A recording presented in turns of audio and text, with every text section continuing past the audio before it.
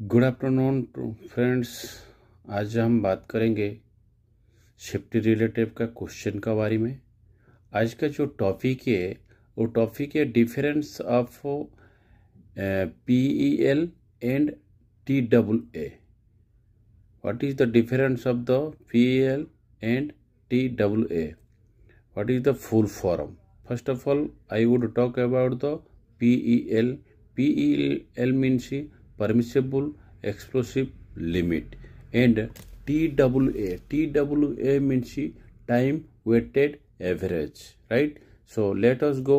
I talk about the PEL and TAA.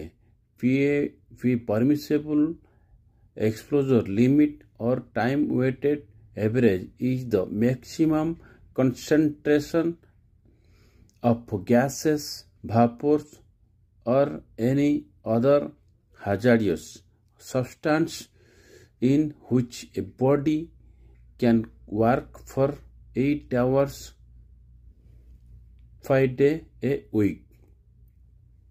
So, without any others effects on his health. For instance, PEL of H2S. H2S means hydrogen sulfide is less than 10 ppm.